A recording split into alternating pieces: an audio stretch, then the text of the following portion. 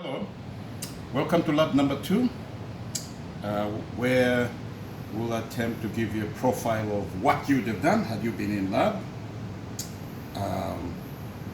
One of the things we would have you do is determine the density of these aluminum rods. And of course, for that, you need to calculate the volume by some measurement of radius and height, and then second to that, measure the mass.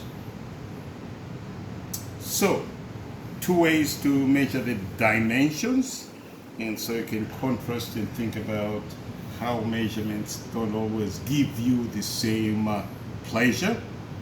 There are 4 of these of different sizes. If I pick the smallest one, and I'm using a ruler, and we're trying to do centimeters, and we are trying to find the diameter, you'll see that there is quite, number one, I need to find where the middle is. So let's say that's the middle. Can you then read if that's the middle, can you then read the 1 centimeter and then the millimeters as best as you can? All right. Of course, we'll all get slightly different values, but that's how it goes. For the height, of course, how do we do this? I'll just do this for now. There's a little bit left at the bottom there, but that's okay.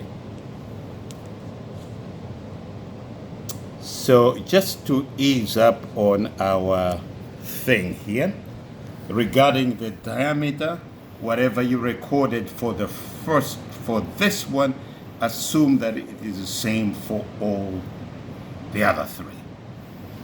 Let me put this aside now. So given that you're using the same radius, if I do this, I'm now allowing you to profile the measurement of the height. If you need to pause the video, I don't know, in whatever way, read that as best as you can in centimeters, 1 point, whatever it is. That's the second one. Number 3. Number 3.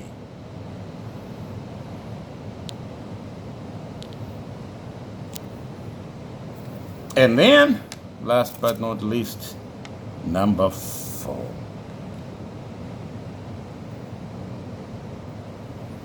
All right. Now, yes, we're going to measure the mass of these, but if I could use an electronic caliper, here is what is called an electronic caliper. So it will normally get to you in the off position. So of course you turn it on, and then it gives some number there. It's trying to 0. So what you do is open this little nut over here so it allows it to flow, push it all the way there, and press 0. Oops, try again, press 0. These are in millimeters.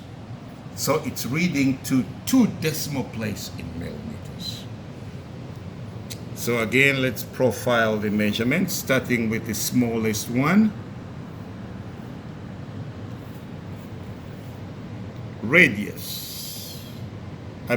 Diameter, that is. Moving along, you see that it's so much easier using this. How about height? That's the first one. Put it aside. What's the next size here? All right.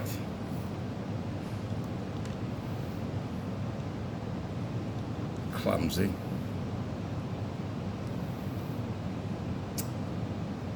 Diameter.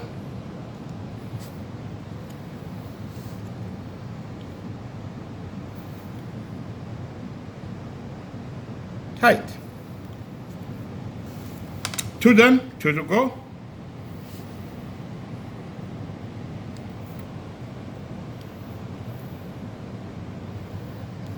diameter.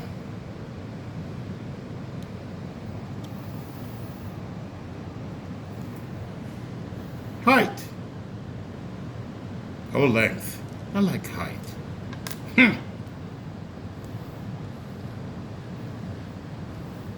Diameter.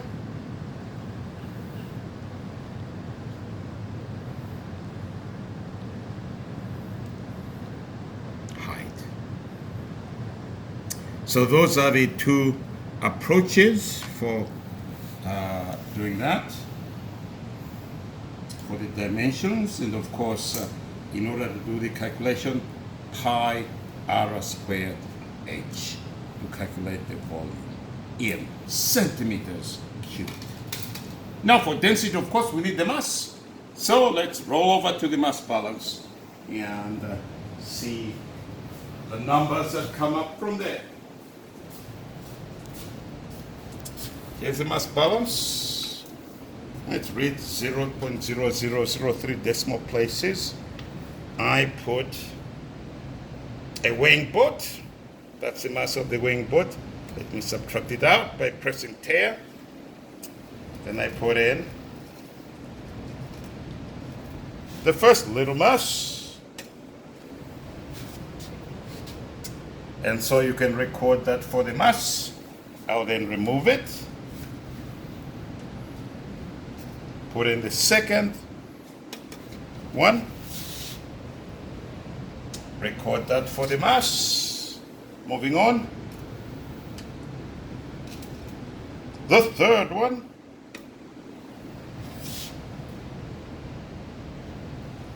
And last but not least, the fourth.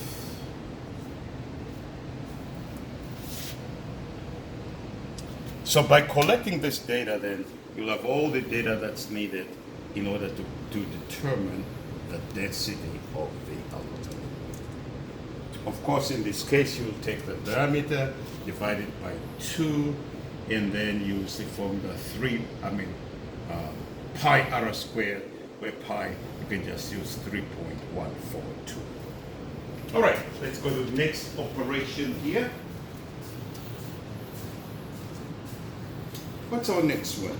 I have my head here helping me videotaping here. I'm going to use submersion. And all right, submersion. Again, why do it by several approaches? It's an attempt to give you, number one, as you know, there isn't one way of doing things. There might be a number of ways. So you want to think about how well they work. And part of that is experiencing the measurement and recognizing whatever issues they were. So I have here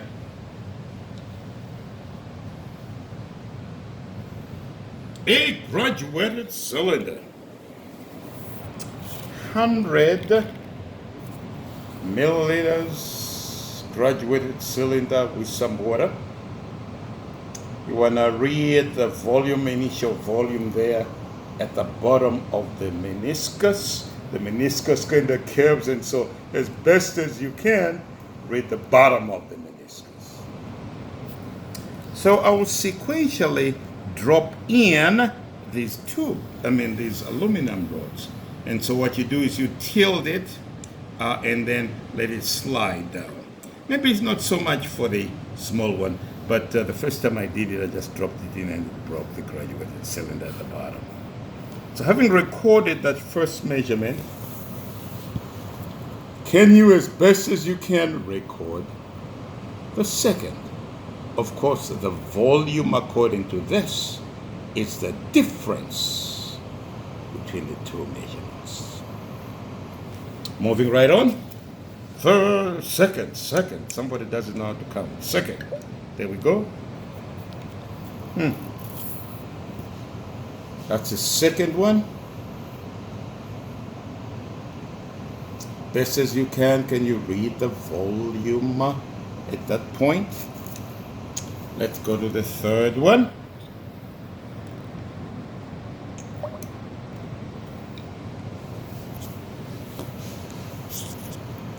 That's the third one.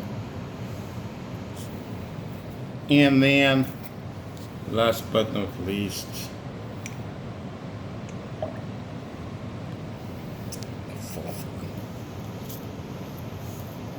So by the increment in the volume in the graduated cylinder, then you know the volume of the metal tubes, and then you can use that to calculate the density, given that these are the same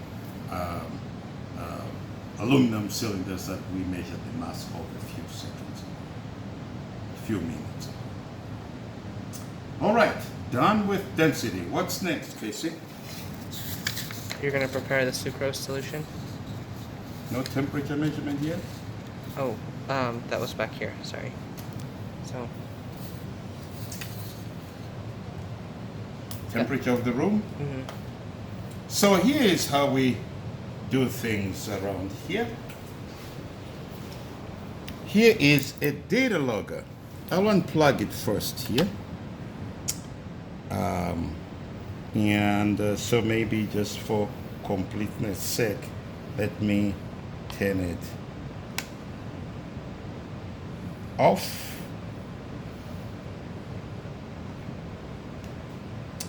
So that's a data logger. It logs the data, but it has to get the data by connection with something else. When you plug it in with the power supply, in this case, it turns on, and then it says, well, I can't measure anything. What would you like to measure? If I now take a temperature sensor, which is this, and plug it in some location, and of course here, it's like, must be here. So I plug it in, and the best way to do it is plug it in all the way, otherwise it gives an error. At this point it says, hey, you want to measure temperature. I think you want to measure temperature as a function of time.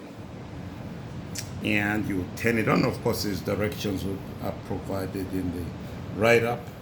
If you press play, it then says, hey, I'm recording the temperature and plotting. If you press F1 twice, it kind of increases or expands the scale. So in this case, then, that would be, it take a little stabilization, but that would be the measurement of temperature. Change What it did I to 2 do? decimal points. Yeah, I'm wondering why it came up. Didn't like what I did here. But anyway, I'll get out of this mode by going to home, which is at home, familiar with the home key. And I like the one that says digits. So how do I go from here to here? It's with using that little side thing here. And I press check. It then says, hey, the temperature is 27.3 degrees. It's warm in here. Pretty warm. Now 27.3 or 0.2 might be okay. But let's increase the number of digits, which we often do in our labs. If you press check, it then says temperature. What do you want to do? And I press check again. It says, hey, how about data properties? If I go to data properties, then it gives you some selection there. And I want to increase the number of decimal places by 1. And so scroll down to number of digits. I wish it said number of decimal places, but it says digits. And if I press the plus, it increases them to 2, and I go OK. And then it displays the temperature, degrees centigrade, to 2 decimal places. So if I were doing this, that would be good. I could put this in a solution or in water, and then with that actually measure the temperature there. All right. Moving right on to now what? Preparation of a solution, right? Correct. Sucrose.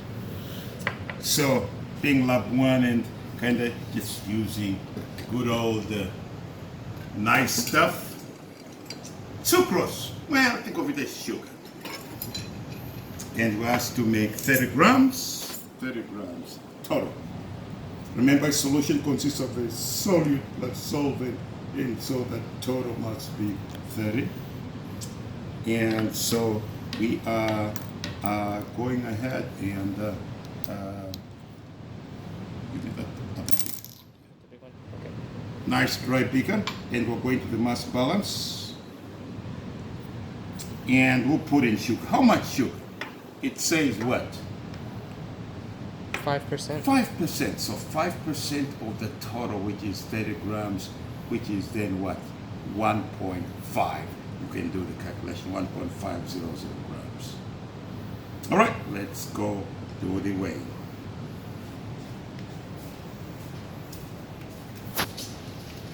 In this case, it's smart to weigh into the beaker because this can't hold the solution. Put the beaker on, whatever the mass is, I press tear, it reads 00. Now I'm trying to weigh 1.500 grams. We give you kind of some leeway here, there, in terms of,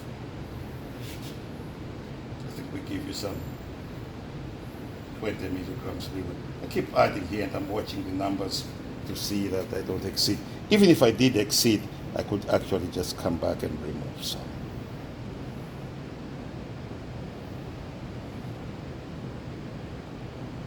That's good. I exceeded by a little bit, but that's the 20 or 30 grams, milligrams that you're allowed in this measurement. So, all right, so the mass of the sucrose is that, and then now we need to add the water. And we're adding the water so that the total is 30 grams. So the total is 30. So here's the water. In this case, distilled water. You guys are familiar with distilled water.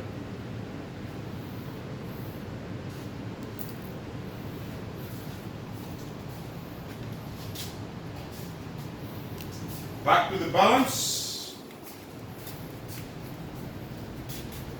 We're shooting for 30. So again, controlled action. Otherwise, you've got to start over.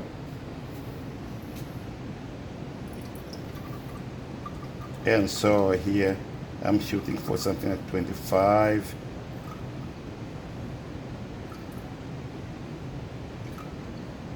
All right, 26. At this point, I take a little dropping pipette because now I require controlled action. And so I go, okay, let's go. I'm watching the numbers here.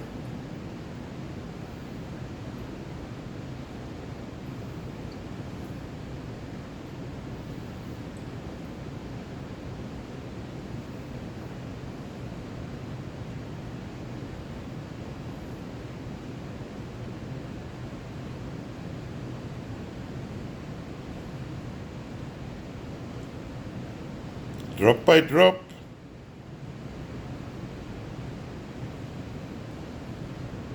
I want a little more maybe. I don't know how to exceed, but that's good enough. So we're shooting for 30. I'll get 29.972. That's the total mass of the solution. Now I get my solution. And of course, I want to dissolve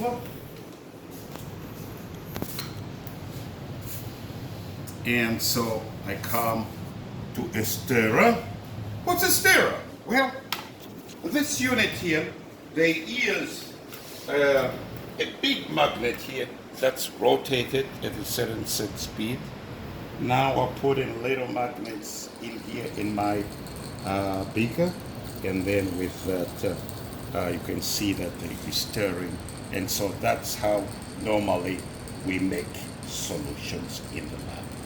Because sometimes the process of making a solution, the dissolution might be a slow process, and so you don't want to be there physically stirring.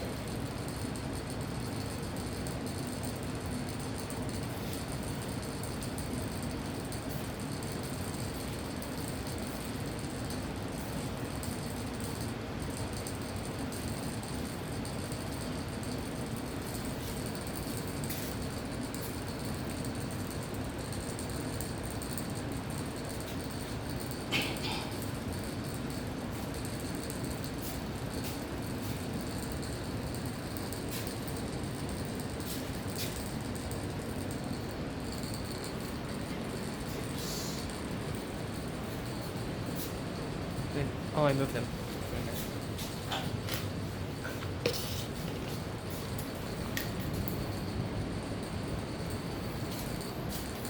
All right, it looks like my sugar solution is dissolved. And of course, you know, sugar nicely dissolves in water.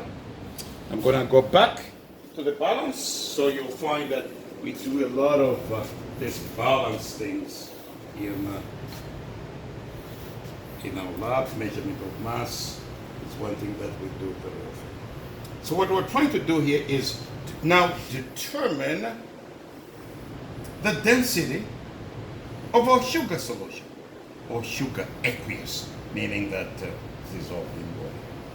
And so I'm gonna put this on there, and of course I'm gonna tare, and I'm gonna use an auto pipetter. I don't know if I described it last week, maybe I did. It goes from 100 to 1,000 microliters, or 0.10 to 1.00 milliliters. How do you operate it? This here is for kickoff of that. This here is for drawing and pushing out the solution. There it is. It's a variable autopipetter, so check that the numbers are right. 1,000 corresponding to that 1,000 over there. Then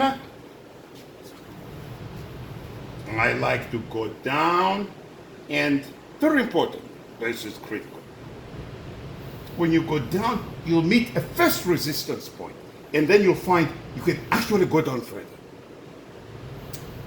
For our work to deliver the prescribed volumes, you go to the first one.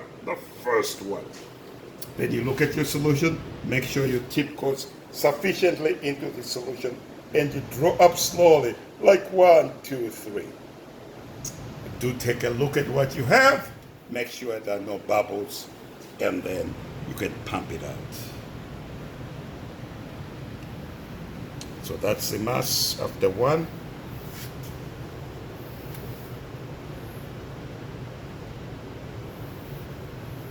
Look at it.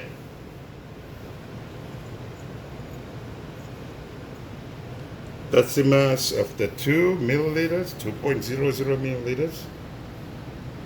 I'm assuming we'll go 3 times here. That's number 3. No, 5 times that is. Number 4.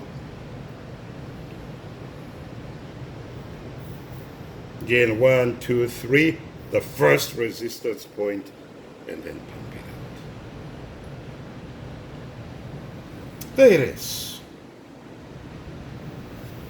We have the volumes, 1.00, 2.00, up to 5.00. We have the masses that you recorded from here. We can then determine the density of the solution. One more thing that remains, and that is determination of density using what is called a hydrometer. Now, hydrometers are very useful in the case where you're dealing with organic solvents. If you took gasoline, and you tried to use the autopipetter, you'd find that it just flows out. So you couldn't determine density. As in the pre-lab, what is specific gravity? Well, it's measured using a hydrometer. It's a weighted thing. They put the right weight down there, and if you put it in, it goes down by a certain amount. Definition: specific gravity is density of substance over density of water. Now, sometime today, I will provide the density of waters at different temperatures. So, for a case, I guess, we can actually, since we're here,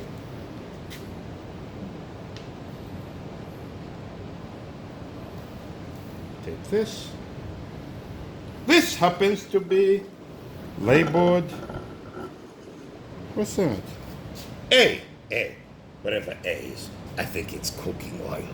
We use wherever possible. We try and use just simple everyday stuff. Less toxic, less waste. If I dip it in,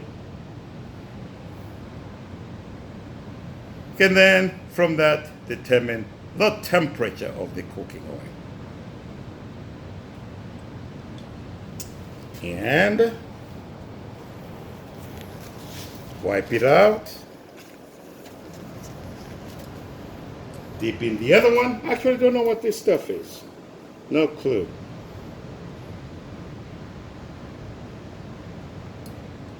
Let's allow it to stabilize. I guess when I was rubbing it, I kind of raised the temperature. Huh. Actually, my hands are pretty warm, so are yours. Body temperature kind of thing.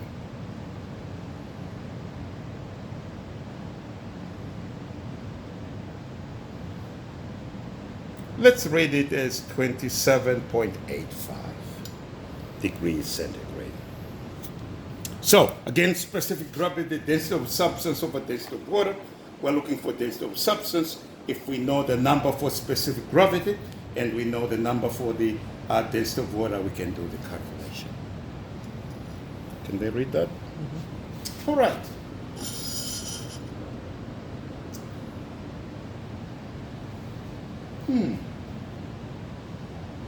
This may be it. Am I right, Casey? Yes. We are done with lab number 2. And so, see you in lab number 3. Have a great day.